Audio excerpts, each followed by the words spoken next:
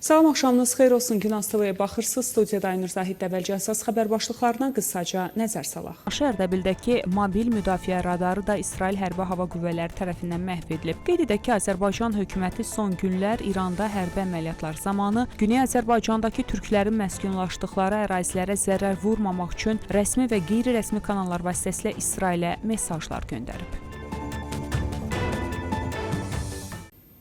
Bugün günorta saatlarında Qərbi Azərbaycan əyalətinin mərkəzi Urmiya şəhərində 5 nəfər həbs edilib.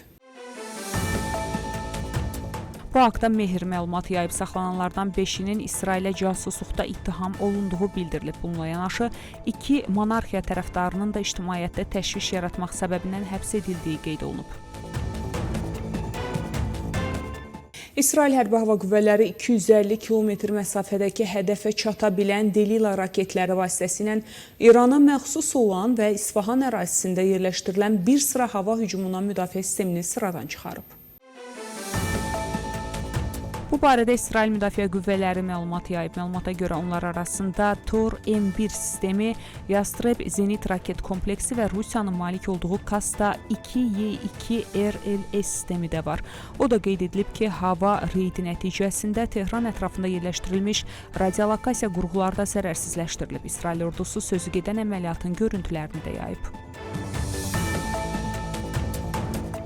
Amerika İranla danışıqlar istəyi ilə çıxış edib, Tehran isə bunları rədd edib. Bunu İranın Xarici İşlər Naziri Abbas Araqçı İran Dövlət Televiziyasına açıqlamasında deyib.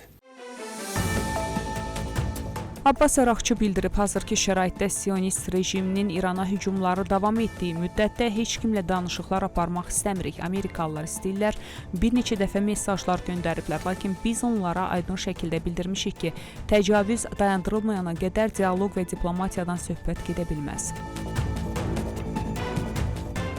İsrail Hərbi Hava Qüvvələri İranın Gülüstan əyalətinin Ağqala bölgəsində hərbi təyinatlı obyektə hava hücumu edib. Məlumata görə vurulan hədəf Türkmənistan Respublikasının sərhədinə yaxın ərazidə yerləşir. Ölən və yaralılar barədə məlumat verilməyib. Qeyd edək ki, bu İranın ən şimal-şərqində yerləşən hədəf olduğuna görə İsrail qırıcılarının İran səmasına tam nəzarət etdiklərini göstərir. İsrail Hərbi Hava Qüvvələri İranın qərbində raket anbarlarına və onların buraxılış sistemlərinə hücum edib. İsrail Müdafiə Ordusunun məlumatına görə hərbi hava qüvvələrinin 25-dən çox qırıcısı İranın Təbriz və Kirmanşah bölgələrində 35-dən çox raket anbarına və onların buraxılış infrastrukturunun komponentlərinə zərbələr endirib, onları neytrallaşdırıb. İran Qətəri Amerika bazalarına zərbələr endirə biləcəyi barədə xəbərdar edib. Bu barədə The Washington Post qəzeti məlumat yayıb. Diplomatik mənbələr bildiriblər ki, Amerika Hərbi Hava Qüvvələrinin regiondakı ən böyük aviabazası Əl-Üdeyd Qətər ərazisində yerləşir. Qəzet yazıb ki, Amerika İsrailin Tehrana qarşı əməliyyatına qoşulmağa qərar verərsə, İran zərbələrinin hədəfləri yaxın şərq boyunca Vaşinqtonun digər bazaları, həmçinin onun region dövlətlərindəki diplomatik nümayəndəlikləri ola bilər. Bildirilib ki, təhlükə İranı dəstəkləyən radikal İslamçı silahlı qruplaşmalardan da gələ bilər.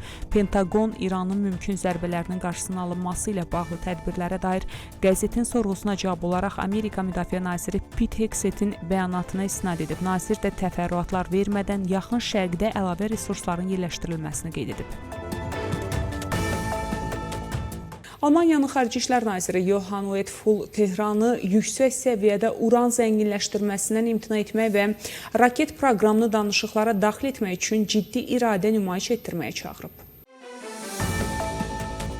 Almaniyanın Xarici İşlər Naziri Johann Wedful bildirib, İran nüvə silahlanmasına gətirib çıxara biləcək nüvə materiallarının istənilən zənginləşdirilməsindən imtina etmək üçün ciddiyyət göstərməlidir. Danışıqlara İranın raket proqramı da daxil edilməlidir. Əgər bu ciddi istək varsa, o zaman bizim tərəfimizdən nəticədə olacaq ki, biz növbəti danışıqlara hazırıq. Top indi İranın meydançasındadır, deyə bildirib və əlavə edib ki, İsrail daima İsrail dövlətinin təhlükəsizliyini və varlığını müdafiə etmək üçün Almaniyaya güvənə bilər. Belə hörmətli tamaşaçılar, bu saata çatdıracağım əsas xəbərlər bunlar idi. Görüşmək ümidi ilə salamat qalın.